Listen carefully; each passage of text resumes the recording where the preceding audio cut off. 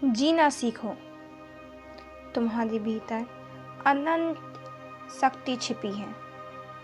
ये किताब स्वामी जगत आत्मानंद द्वारा लिखित है। आज मैं आपकी दोस्त, आपकी होस्ट इस किताब को पढ़ के सुनाऊंगी। भूमिका। जीवन के लिए कुछ आदर्श बड़े जरूरी हैं, पर आज की शिक्षा प्रणाली ने उन पर ध्यान नहीं दिया है। आत्मविश्वास तथा उत्साह जगाने वाले इन आदर्शों की प्रति हमारे युवकों की रुचि कैसे बढ़ाई जाए, इस पर मैंने काफ़ी विचार किया। मुझे स्कूलों तथा कॉलेजों के युवा विद्यार्थियों को संबोधित करने के अनेक अवसर मिले। मुझे अनुभव हुआ कि उन्हें केवल सिद्धांतों का उपदेश देने के स्थान पर दृष्टांतों के द्वारा सहज ही महत्वपूर्ण सत्यों को हृदयंगम कराया जा सकता है। आज की शिक्षा तथ्यों की संग्रह पर बल देती है, पर युवकों के चरित्र गठन में विफल सिद्ध होती है। इस कारण हमारे युवक आध्यात्मिक दृष्टि से सशक्त, साहसी, निर्भय, ईमानदार बनाने के साधनों से वंचित रह गए हैं।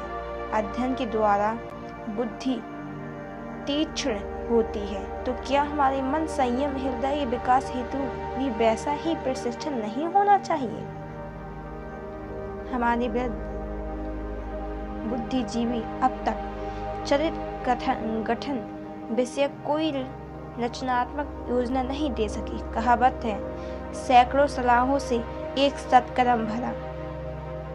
सफल व्यक्तियों के लाभकारी अनुभव तथा घटनाएं रोचक एवं महत्वपूर्ण होने के साथ ही चरित्र गठन में भी सहायक होती हैं।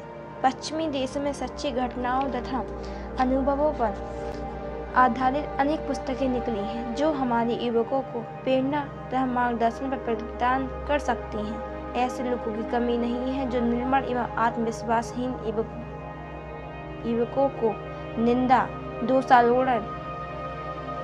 दोषारोपण तथा डांट फटकार के द्वारा सुधारने की चेष्टा करते हैं। बुद्धिमान होते हुए उन्हें बोध नहीं हो पाता कि एक युवक के स्वाभिमान को क्षति पहुंचाकर भी उसके जीवन का सत्यानाश कर डालते हैं। उन लोगों ने अब तक इस समस्या को हल करने का कोई सच्चा प्रयास भी नहीं किया।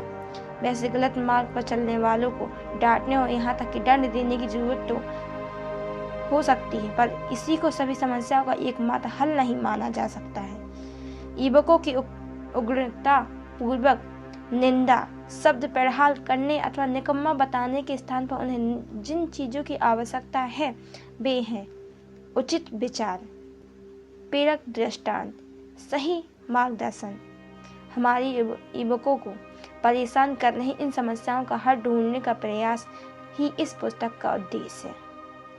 यदि युवक राष्ट्र की संपदा है, तो क्या उनमें ऐसे राष्ट्र निर्माता भी हैं जो अन्य राष्ट्रों के बीच उसका सिर ऊंचा कर सकें?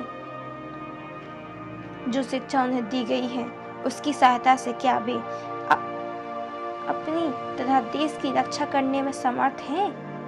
क्या उनके मन में शताब्दियों से दलित तथा शोषित करोड़ों निर्धन लोगों के बारे में, जिनकी श्रम से उन्हें शिक्षा, व्यवसाय, अन्य सुविधाएं पाने का अवसर मिला है, भी थोड़ी चिंता, सद्भाव और सहानुभूति है? कम से कम उन्हें अपने क्षेत्र में कुछ कर दिखाने की तीव्र इच्छा है? क्या शिक्षा से उनमें ईमानदारी तथा जवाबदेही के गुण आए हैं, जो शरीर से निर्भर और आराम तथा विलासिता के दास हैं, जो आलसी व परोपजीवी हैं, जो राष्ट्र का रक्त चूस रहे हैं? ऐसे युवकों से राष्ट्र का क्या अपेक्षा कर सकता है? हमारे युवकों में परिश्रम के प्रति स्वाभाविक प्रेम का उदय क्यों नहीं हुआ? मजबूरी बस जैसे तैसे अनमनी भाव से काम करने में भला प्रशंसनीय है? स्वार्थ की तीव्र धारा में बहते हुए पतन की खाई की ओर बढ़ रहे युवकों को रोकने में सक्षम क्या उन्हें सिद्धांत या समाधान नहीं है? युवक ही राष्ट्र के उत्साह, ऊर्जा और आशा के प्रतीक हैं। यदि हम उनकी इस अदम्य शक्ति को उचित तथा उपयोगी दिशा में ना लगा सके, तो हमारी सारी राष्ट्रीय योजनाएं व्यर्थ हो जाएंगी। जनता के धन और कठिन परिश्रम के फल से शिक्षा पाए युवकों का मन आज किस ओर अग्रसर हो रहा है? क्या उनके मन में श्रम के प्रति सम्मान का भाव है? लड़कों के पढ़ लिख कर परीक्षा पास करके काम धंधे में लग जाने या धन कमाना शुरू कर देने में शिक्षक व माता पिता अपने कर्तव्य की तीसरी सम्मान लेते हैं? बच्चे उत्तम गुण अर्जित करके अच्छे इंसान बन रहे हैं या नहीं, इसकी किसी को चिंता नहीं। रूसी शिक्षाविद सुखुम लिस्की कहते हैं, श्रद्धा भाव, आत्मविश्वास के अभाव व आत्मसंयम से आक्रमणीयता व आलस की उत्पत्ति होती है, जो विनाश के मार्ग पर ले जाती है। बेओल भी कहते हैं, कर्तव्य प्रेम एक नैतिक गुण है जो समुदाय में फलता है। काल के प्रति समुदाय का जितना भी अधिक सम्मान होगा, प्रत्येक छात्र के गठन में यह उतना ही प्रभावशाली होगा। कहावत है, यदि मनुष्य को शेर न बनने दिया तो वह लोमड़ी बन जाएगा। आज की स्थिति में यह सत्य है। सुखुम लिस्की ने यह बात स्कूली बच्चों के संदर्भ में कही थी, पर भारत में तो यह दोष किशोर वय के बालक बालिकाओं तथा युवाओं में भी है। इसका एक कारण यह है कि हमारा देश लंबे अरसे तक औपनिवेशिक सत्ता के अधीन दास्ता में रहा। दूसरा कारण यह है कि समाज के उच्च वर्ग के लोगों तथा बुद्धिजीवियों ने पिछड़े तथा दलित वर्गों के उत्थान के लिए सच्चे हृदय से प्रयास नहीं किया। हमारे दूरदृष्टिहीन नेता आग लगने पर कुआं खोदने की कहावत को चरितार्थ करते हुए कि वह तत्कालिक समस्याओं का हल ढूंढने में लगे रहे हैं।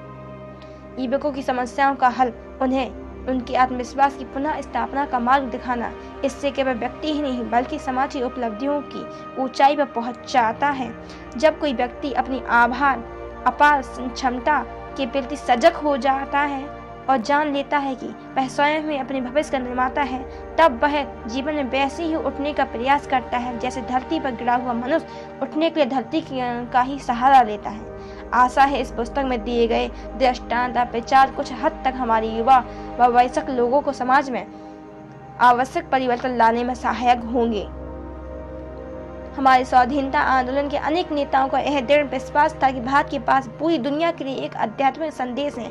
गांधी जी ने यह संदेश अपने जीवन में अपनाया और स्वदेशवासियों को राष्ट्र हित के लिए निष्काम सेवा की प्रेरणा दी। स्वाधीनता संग्राम जनता के धर्म तथा संस्कृति के संरक्षण और उनका सुख तथा कल्याण सुनिश्चित करने की उदात्त भावना से शुरू हुआ। इस आंदोलन में प्रारंभिक दिनों में ही स्वामी विवेकानंद ने लोगों का आह्वान किया। वे अपने महान ऋषियों द्वारा बेहतर सार्वभौमिक तथा शाश्वत सत्यों पर आधारित उच्च सच्चे धार्मिक आदर्शों को अपनाए, जिसमें सभी धर्मों का सम्मान होता है। जीवन का सच्चा दर्शन प्रत्येक मानव में निहित दिव्यता, ब्रह्मांड की अखंडता, सभी धर्मों को मूल एकता, मानव रूपी ईश्वर की सेवा, सार्वभौमिक सिद्धांतों पर आधारित है।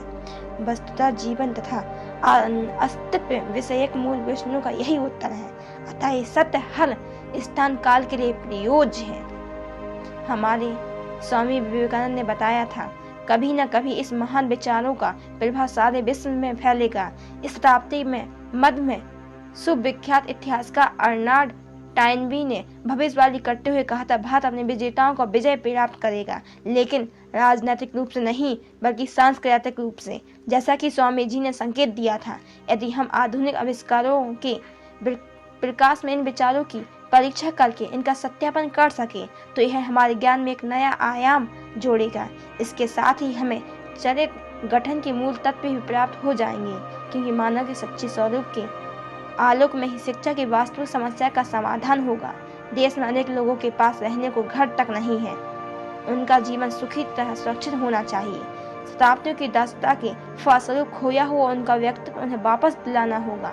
इस विषय में शिक्षित लोगों की एक महान भूमिका निभानी होगी। युवकों का योगदान और भी महत्वपूर्ण होगा। मात्र भौतिक सहायता ही विश्व की व्याधियों का उपचार नहीं।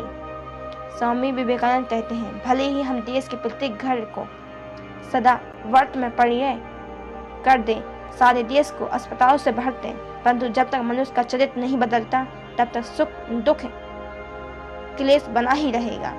अतः केवल घरों की छतें उठाकर ही नहीं बल्कि लोगों के मनों को उठाकर ही हम मानव जाति को सर्वोच्च सेवा कर सकेंगे। यही पुस्तक इसी दिशा में एक लघु लक्षणात्मक प्रयास है।